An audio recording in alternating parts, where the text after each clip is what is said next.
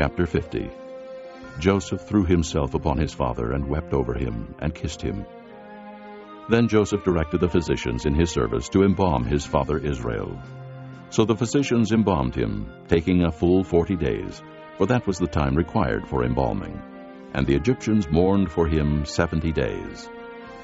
When the days of mourning had passed, Joseph said to Pharaoh's court, "If I have found favor in your eyes, speak to Pharaoh for me. Tell him, my father made me swear an oath and said, 'I am about to die. Bury me in the tomb I dug for myself in the land of Canaan. Now let me go up and bury my father. Then I will return.'" Pharaoh said, "Go up and bury your father, as he made you swear to do." So Joseph went up to bury his father. All Pharaoh's officials accompanied him, the dignitaries of his court and all the dignitaries of Egypt, besides all the members of Joseph's household and his brothers, and those belonging to his father's household. Only their children and their flocks and herds were left in Goshen. Chariots and horsemen also went up with him. It was a very large company. When they reached the threshing floor of Atad, near the Jordan, they lamented loudly and bitterly, and there Joseph observed a 7-day period of mourning for his father. When the Canaanites who lived there saw the mourning at the threshing floor of Atad, they said, "The Egyptians are holding a solemn ceremony of mourning." That is why that place near the Jordan is called Abel-Mizraim. So Jacob's sons did as he had commanded them. They carried him to the land of Canaan and buried him in the cave in the field of Machpelah near Mamre, which Abraham had bought as a burial place from Ephron the Hittite, along with the field.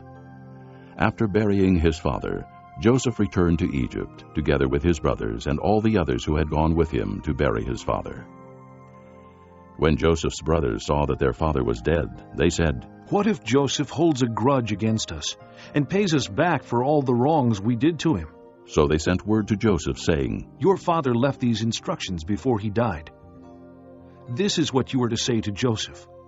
I ask you to forgive your brothers the sins and the wrongs they committed in treating you so badly. Now, please forgive the sins of the servants of the God of your father." When their message came to him, Joseph wept. His brothers then came and threw themselves down before him. "We are your slaves," they said. But Joseph said to them, "Don't be afraid. Am I in the place of God? You intended to harm me, But God intended it for good, to accomplish what is now being done, the saving of many lives. So then don't be afraid. I will provide for you and your children." And he reassured them and spoke kindly to them. Joseph stayed in Egypt along with all his father's family.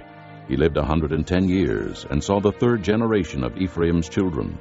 Also the children of Machir, son of Manasseh, were placed at birth on Joseph's knees. Then Joseph said to his brothers, "I am about to die, but God will surely come to your aid and take you up out of this land, to the land he promised on oath to Abraham, Isaac, and Jacob."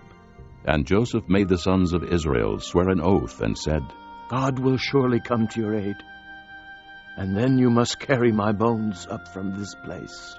So Joseph died at the age of 110, and after they embalmed him, he was placed in a coffin in Egypt. This concludes Disc 3.